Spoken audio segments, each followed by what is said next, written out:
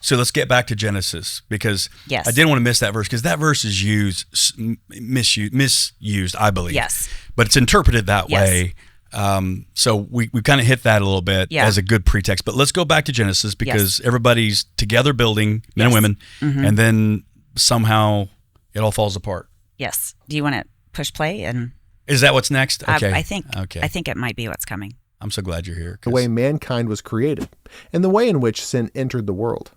God, through the Apostle Paul, restricts women from serving in roles of teaching and or having spiritual authority over men. Okay.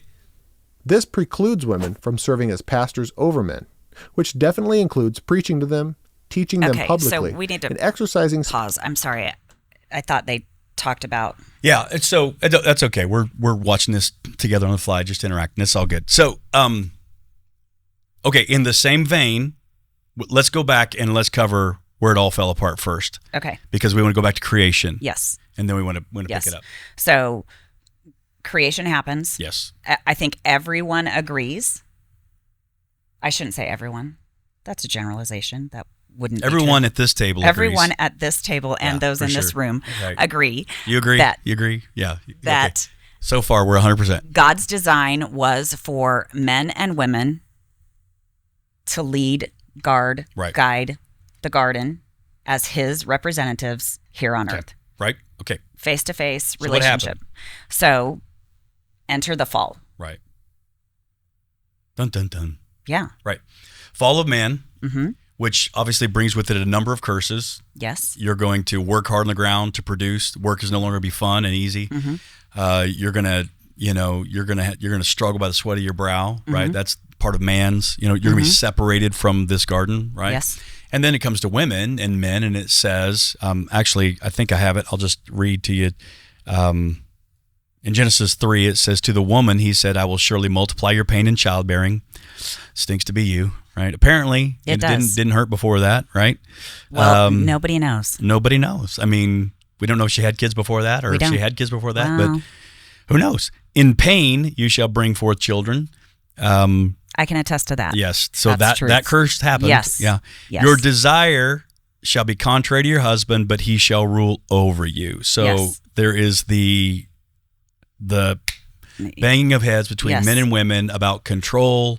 And he says, what's going to happen is your desire is going to be for him, but he's going to, one translation says he's going to dominate you. He's going to dominate you. He's going to rule over you.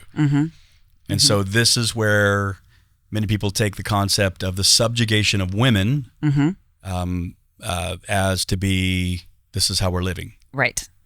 And I would agree that is where you start seeing the shift. The shift. Yeah.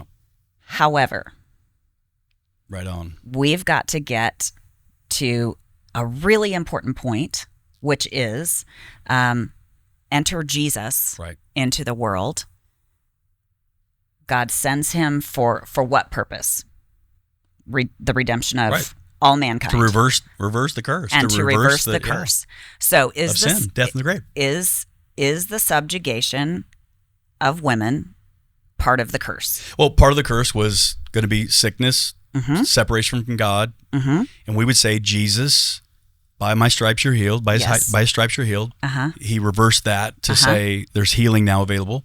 His blood. His blood forgives us, restores us to God. Yes.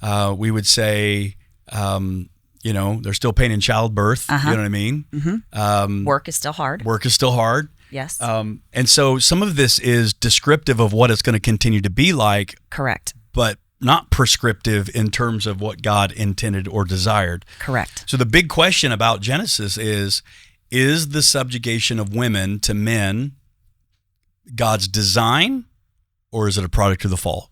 And I think that's what you have to answer. Right. Because if you can answer that and say, well, it's a product of the fall, then Jesus came to address that. And he's bringing us back to this place of men and women together. That's his ideal. Yes. You know what I mean? And to me, that is what living the Christian life is about. Yeah. It is about redeeming and returning to God's original design for us. Where we're going in the end. Yes. And I think that you will still see men dominate women. Correct. And you will still see women desire to, to dominate men. And I think that's a lot of what we see in terms of misogyny and chauvinism and abuse even at times, and then feminism. And, a lot of times I think, honestly, the result of the feminism is often a result of that chauvinism, that they're just battling it out from that sinful fallen nature place. Rather than what we see, which is what our heart is to lead and to model, is doing this together. Not you over me, not me over you, but together,